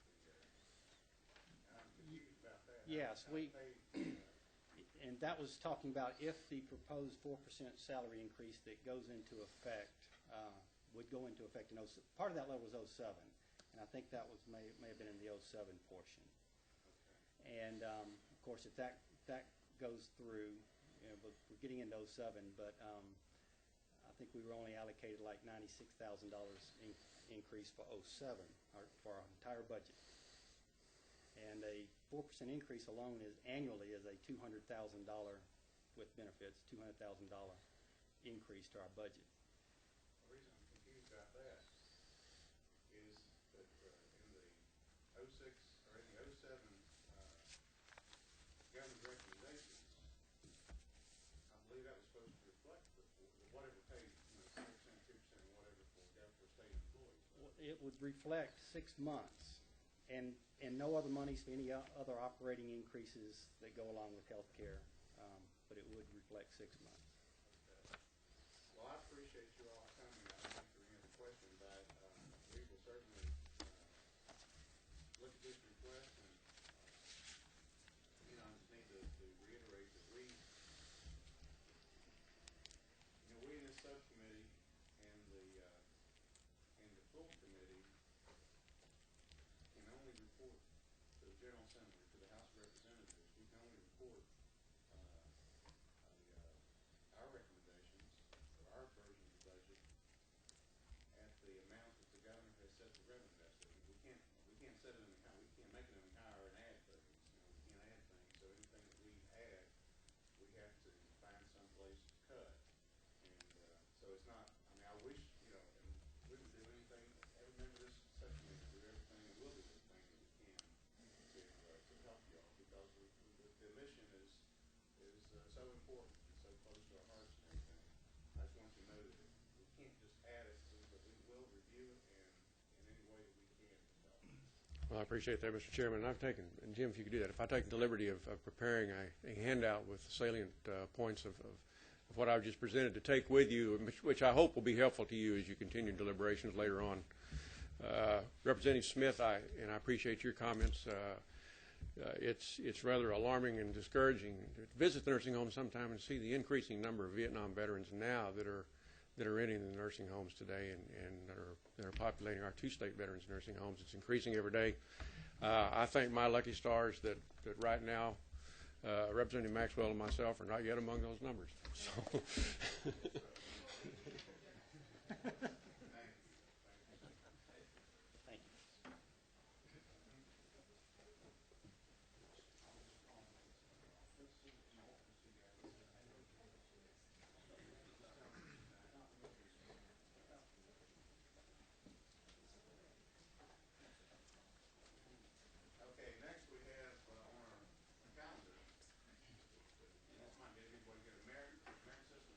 Yes, sir.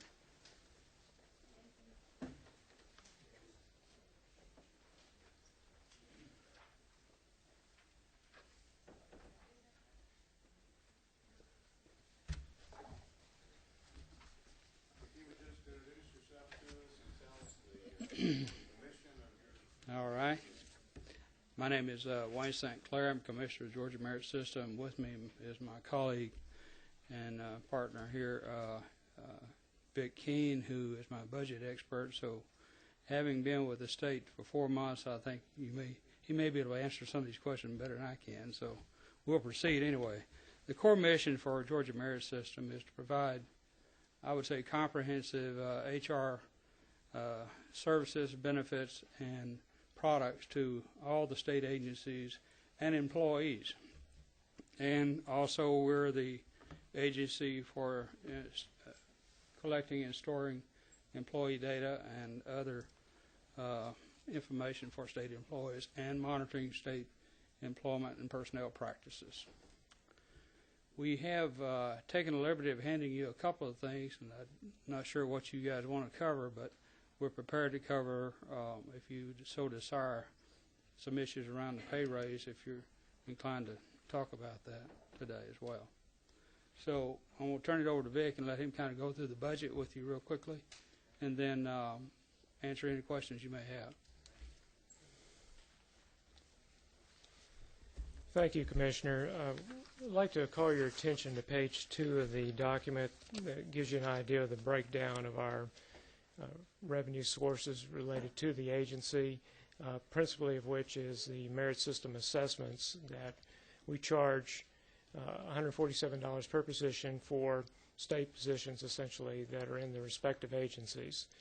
That's our primary funding mechanism for which we operate our organization. The color document. Yes, sir. In terms of the budget that the governor has recommended, we're supportive of that budget. However, we did have one concern in the budget document. If you could go to page 4.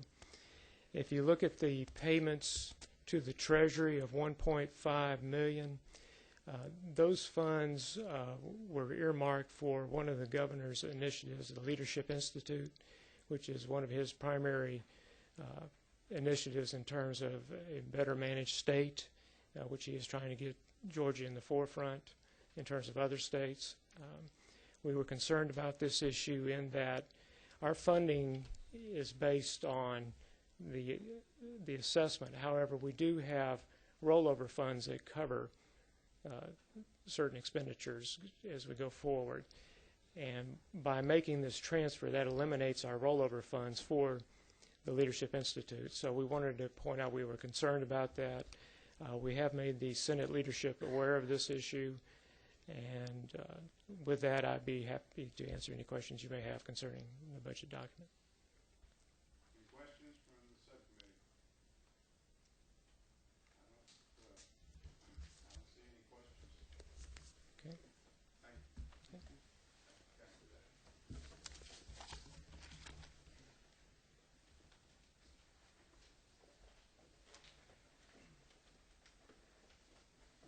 Thank you. Next we have DOAS. Pretty sure I saw somebody here a while ago.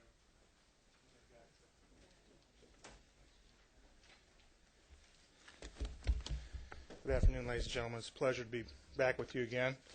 You can find the governor's recommendation for DOAS on page 16 of the tracking document. And I'll go over that fairly quickly with you and, of course, answer any questions you might have. But if I could, I'd like to skip the first item and go through the rest of those first and then come back to that first item, item number 23.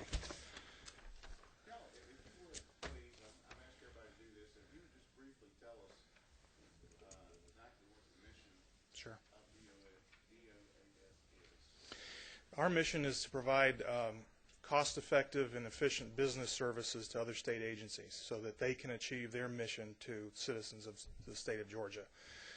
That includes such things as the major programs, our state purchasing, where we establish statewide supply contracts for agencies to purchase from, and those allow us to aggregate the purchasing demand for state agencies to get much more competitive pricing on behalf of all state agencies. We also work with agencies on developing and competing contracts for their individual use through the requests for proposals process. We also have the risk management division, which provides insurance coverage for the Tort Liability Claims Act, the individual liability property coverage for all of the state's real property, including vehicles and facilities, the unemployment fund that pays the unemployment benefits for all state employees who have lost their jobs, the workers' compensation fund, which I'll talk about in just a minute, that funds workers' compensation indemnification or indemnity payments for state employees who are lost time from work, also the medical payments to those individuals, as well as in the risk management division, we administer the peace officers and firefighters indemnification fund, so that when a peace officer or a firefighter is injured or killed or permanently disabled in the line of duty, those individuals are eligible to receive a benefit, a one-time benefit. That program also includes supplemental pay benefits for peace officers and firefighters who are temporarily disabled. Also, another part of that program is the Teachers Indemnification Fund, which would provide benefits to any teacher who is injured through an act of violence at a school.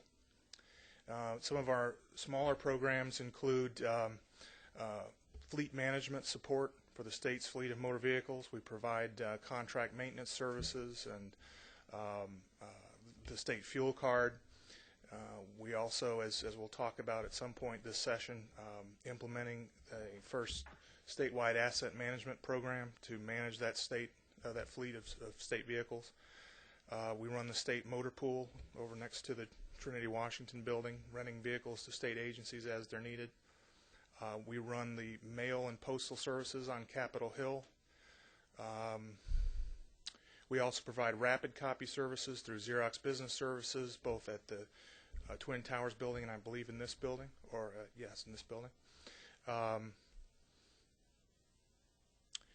And there are some even more unusual things. We actually process and issue payroll checks for district attorneys and superior court judges. We have attached agencies that are attached to us for administrative purposes, whom we provide services such as personnel support, HR support, accounting, purchasing support, and so forth. It's a bunch of stuff. Right.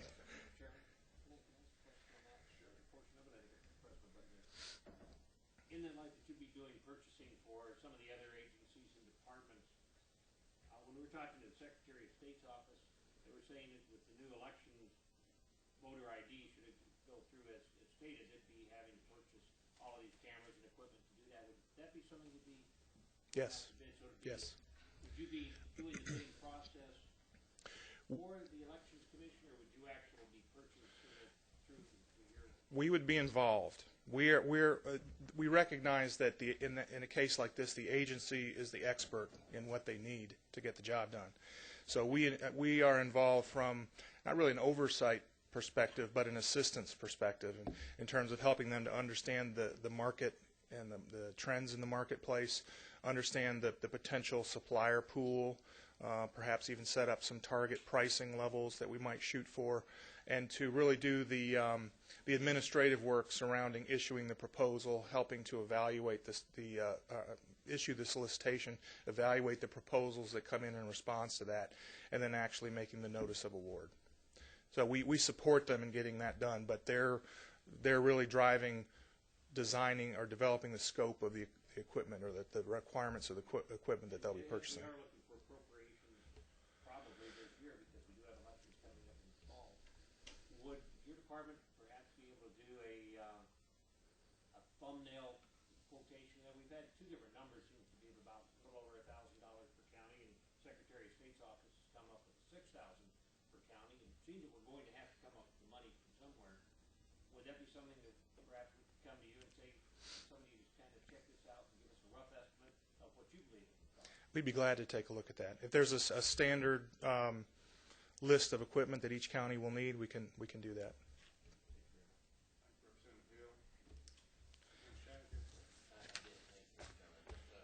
When you went over the list of the risk management areas, yes, you said that you employment insurance, unemployment payments. Mm-hmm. The DOS makes those payments. Yes. For the Department of Labor. No, we reimburse the Department of Labor for the costs for state agencies' benefits. Oh, okay. Yeah, we serve as the insurance company for the state, basically.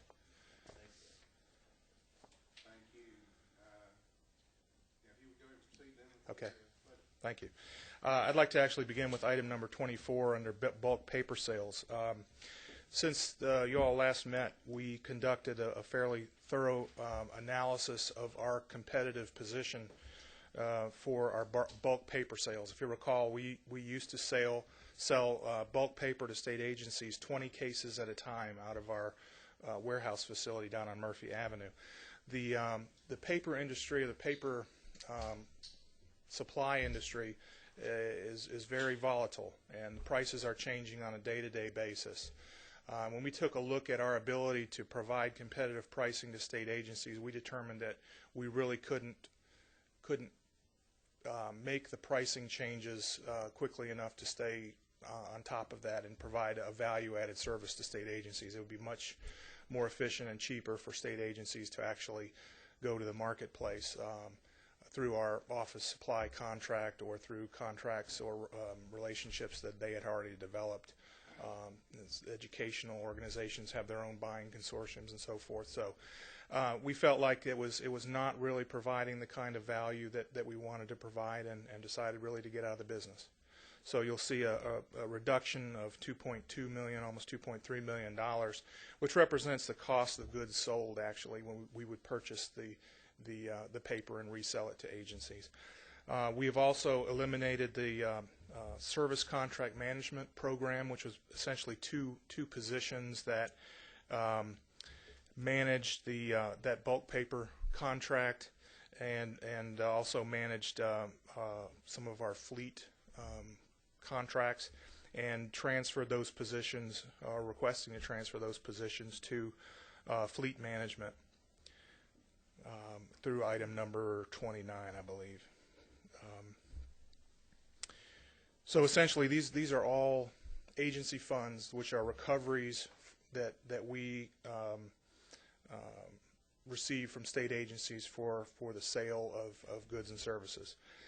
In our mail and courier area, we're actually asking to transfer in some dollars for real estate rentals, because the service contract management function was co-located with mail and courier, and so we have real estate that we really can't divide up and get rid of, so that $80,000 represents the portion that was previously occupied by service contract management. If there are no questions regarding those items, they're really all pretty simple. I would like to spend the bulk of the time on the first item, actually item number 23, which is the only recommendation for state fund changes in our budget, and you will see that line item in every agency budget if you look at the governor's budget report. I do have an analysis that I'd like to share with you that supports the figures that you see, or that you will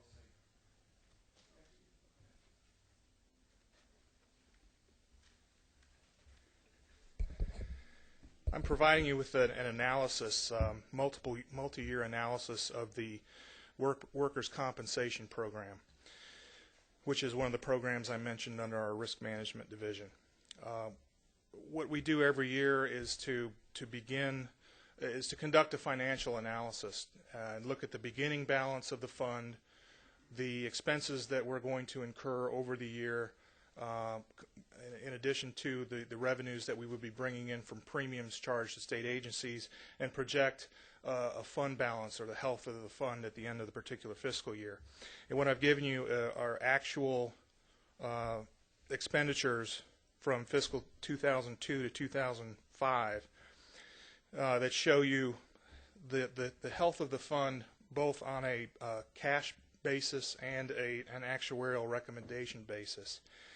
If you look at fiscal year 2003, you can see that we had an ending fund balance in terms of cash on hand of $213,608,000.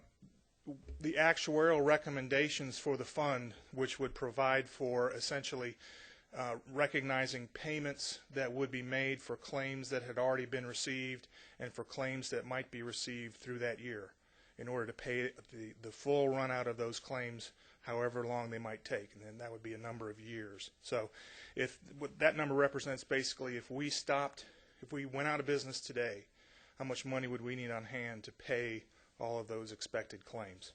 And based on that, you see that at that point the fund had a positive balance of $6.3 million.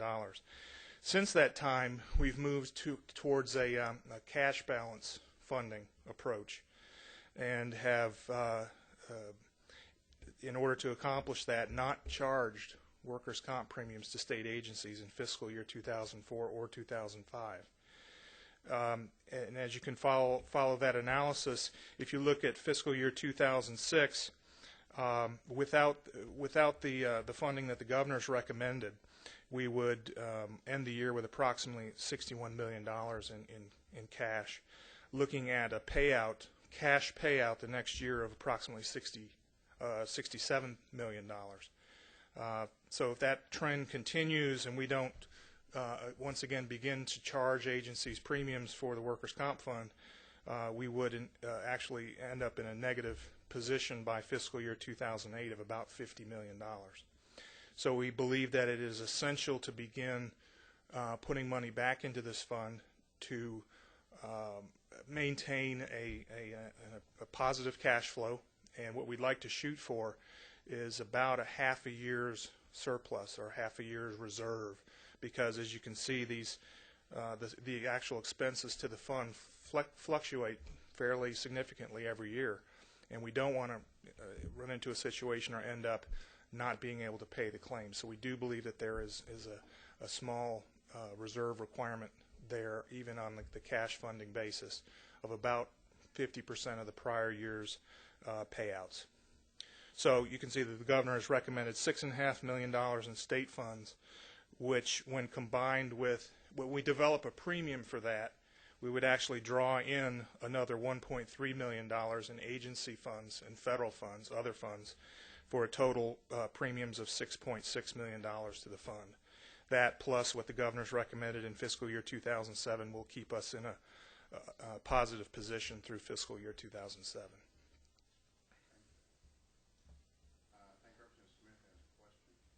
Thank you. Good to see you again. Thank you for your presentation. As we've listened to other state agencies present their budgets to us today, it begs the question to me, when you cut your line item cost of your bulk paper purchasing and such as that, how is that reflected in all the other agency budgets? It is not, because, well, because they will still have to make that expenditure. We'll just no longer be a source for that purchase. So they budget for it anyway. Yes. And so it shouldn't show up in the print. That's right. Gotcha. Okay, thank you. I don't see any lights. Any other questions? Let me ask one. Representative Maxwell. Sorry. I'm sitting here looking at this. Thank you for the presentation, sir. I'm looking at the funding receipts under the other recoveries interest. Right. And if I'm just right, 02 and 03, 04, 05, looks like we're getting, I don't know, is that bulk of this interest that we've drawn on the money we had on hand, or? It is interest and recoveries from the secondary injury trust fund, subsequent injury trust fund. That's going away. And of course, we'll be earning less interest because we have less cash in the fund. So, right. Right. We receive typically from $4 to $7 million in recoveries from the fund every year. Mm-hmm. Any other questions? Appreciate your presentation. You said everything. Let me just say, too, Mr. Chairman, that I look forward to coming back to talk to you about how we have been spending all of the money you gave us last year and the things that we've been accomplishing with that, and how that will come to fruition this year, and I think show significant benefits for the state. I will look forward to that. In fact, about 8:30 in the morning, I'd like to hear it now. Thank you. Thank you very much. Thank you. GTA, they come. I just wanted to apologize to you all. I had mentioned that you might want to come, and I don't know. I don't think that we really have any questions. I apologize for taking your time. No, we appreciate it, and we learn something every time we're here, so we appreciate it. Unless you have something you want to bring to us. Not right this moment. Probably not. Very wise. Thank you very much. I think we have one agency left.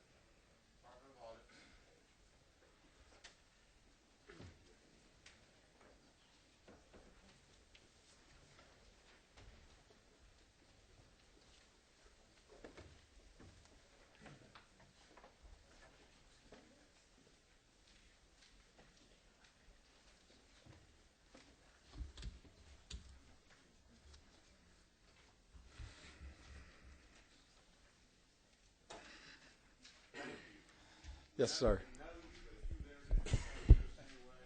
Yes.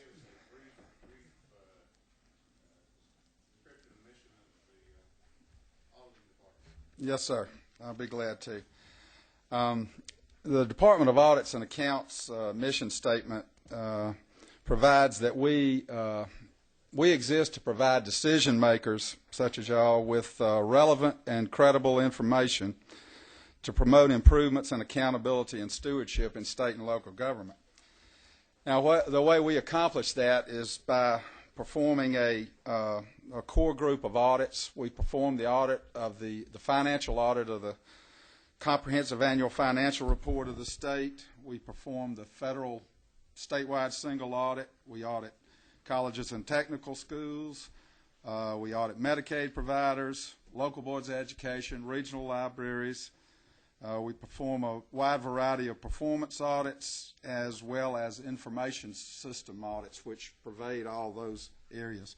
We also provide management and technical services to the legislature and to other areas of state government. And our program budget for the fiscal year 2006 was broken down into financial audits, performance audits, information system audits, our equalized adjusted property tax function, which we have to perform every year, legislative services, and administration. We've been very excited about our results for the past calendar year. We accomplished some goals that we'd had for quite a while. As you may remember, last year the State Accounting Office was created to prepare financial statements for the state, and thereby allowing us to become truly independent auditors of that process. We were charged by the governor, or the State Accounting Office was charged by the governor to give us the financial statements early enough that we might issue them by December the 31st, issue our opinion on their audit by then. And we're glad to say that through a close working relationship with the State Accounting Office and coordination of our audit efforts around many state agencies, we were in fact able to meet that December 31st deadline, first time we've ever done it. And so we were very excited about that. The bond rating agencies had begun to give the state some heat with regard to our AAA rating in relation to our financial reporting, and we were glad that we could bring that to fruition. We also underwent or survived our external peer review this year. Each year our office, all state auditors' offices around the country, are subjected to a peer review process with a team made up of other governmental audit shops, the federal government, and they come in and visit with us for about 2 to 3 weeks, going through our working papers, making sure that we're following the audit standards and in the performance of our work. And I'm very proud to say that we got the highest rating that they offer. In that we got an opinion that our procedures met all the appropriate standards, and they didn't have any other off the report comments for us. So we were very excited about that. We conducted some 700 field engagements, 1,700 desk reviews, and our work on federal funds through that and through billing the federal agencies for that work, we brought $4.3 million back into the state. That money goes directly into the state treasury. We don't get to keep that. We've audited Medicaid providers, resulted in about nearly $11 million in recoupment of dollars for the Medicaid program, say through nursing home recruitments and such as that. We also have generated about $9 million in restitution fines and forfeitures under our Medicaid fraud audit group. That's a three-pronged approach that we'll be asking you about for the 07 budget, where we work with the GBI, the Attorney General's office, and we have a team that work together to work on Medicaid fraud and look at nursing home issues and such as that. We're also very fortunate that some of the performance audits that you've been receiving over the year prompted some legislative action. We feel like that when that occurs, that we feel like we're doing our job to give you some areas where perhaps improvements can be made in statute or through increased scrutiny by your body, and we're very proud of that. We've also passed out the annual report of our performance audit group, and we were quite busy this year, but we felt like that we offered some good results, and that's basically where we stand and what we do. With regard to our 06 budget request, I believe our place on the tracking document is on page 7, although the information there is sort of sketchy.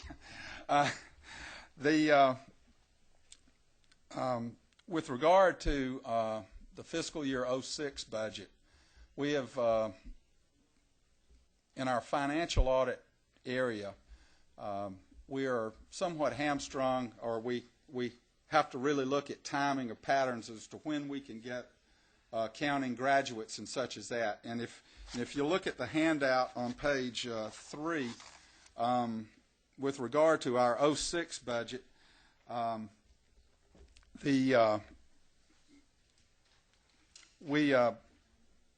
we look at our staffing patterns, sometimes we're unable to match up graduation dates with when we can hire, and or is there an available pool of accountants?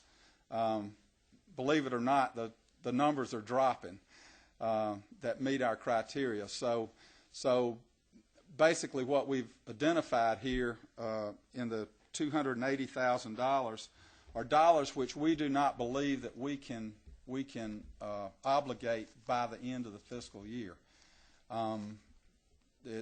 They're generated primarily through personal services, through turnover in particular areas in our financial audit group. And so we would be offering that up for a reduction. We had a similar reduction last year, but this is the number is $280,000. Yes, sir. Well, would you like me to restrict my comments to the 06 year, or are y'all looking at 07? Okay, all right. Well, then this will be a very pleasant presentation, because the only other item that I would like to mention, and Commissioner Russell spoke of it earlier, the way our budget is set up is very much like the General Assembly. Our budget submissions occur in September, prior to the governor finalizing his budget document.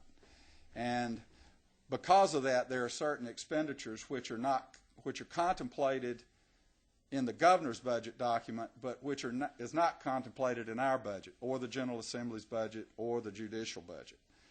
And with regard to fiscal year 06, one of those items would be the workers' compensation premiums which are being charged. And I'd certainly echo what Commissioner Russell said. That fund, the lack of funding going into that fund over the last couple of years has put it in a very dangerous position from both a cash flow position, but when you actually add the incurred but not reported claims, those funds are running some serious deficits. Another area of concern that Commissioner Russell did not mention is these premiums that are charged to the agencies are oftentimes paid in part by federal dollars. So if we continue to run deficits in these particular programs, the federal government may come in and look at us as though we're trying to scam them somewhat as far as billing them for a workers' compensation fund that we've not funded adequately. But anyway, the portion applicable to our budget for FY06 is approximates $16,000, but we feel like that we can fund that in 06 through existing resources, so we wouldn't be asking for money on that. So I'll be glad to answer any questions that you have. No, sir, they didn't include that in our budget in the 06. No, sir.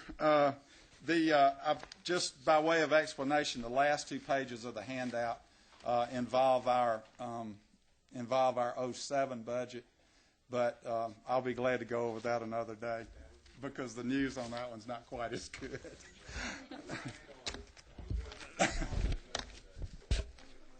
Okay.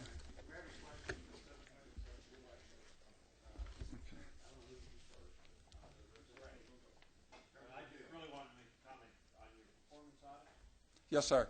I actually read them. Well, thank you, sir. And they're excellent. I really want to thank you for that. I do have a question. If we may have displayed some over the last year or so, are those available online to us? Yes, sir. They're available on our website. They're available through a PDF file, and you can just download it and print it right out. That's been a wonderful and eye-opening tool. Okay. Thank you very much, sir. Personally thank you for all the efforts that you and your department have helped my committee of information and audit over the years. You have certainly helped us see some insight into how the state can be ran better, and I think that on the city side also, there's been a place to drop on that side also. So personally, I want to thank my constituent very much. Yes, sir. Thank you, sir. We appreciate those kind words. Any other questions or comments? I don't see any. Thank you so much. Thank you, sir.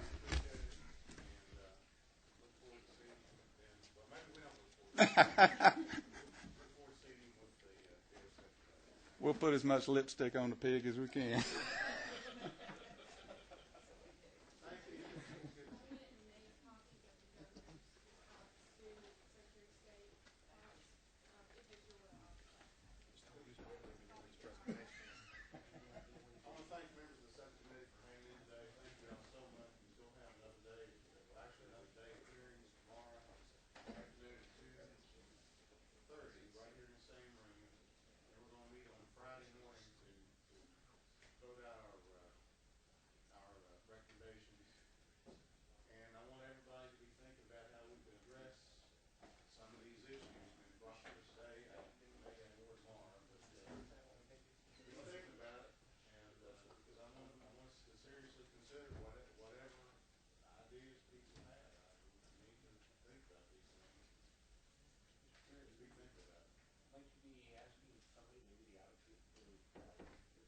Discrepancy between the Secretary of State's office and the Governor's office and where some of those monies have come from. Would it be the audit department, see if they could run that down for us, or who might be able to do that? Margin, what do you think? I can pull old bills and see how it was reimbursed if you would like. Okay. I think I heard through the story. It could be my hearing going back on me, but probably not. I'd really like to know what happened. Mr. Chairman, I have one question also. What does the Attorney General's budget show up? That would probably be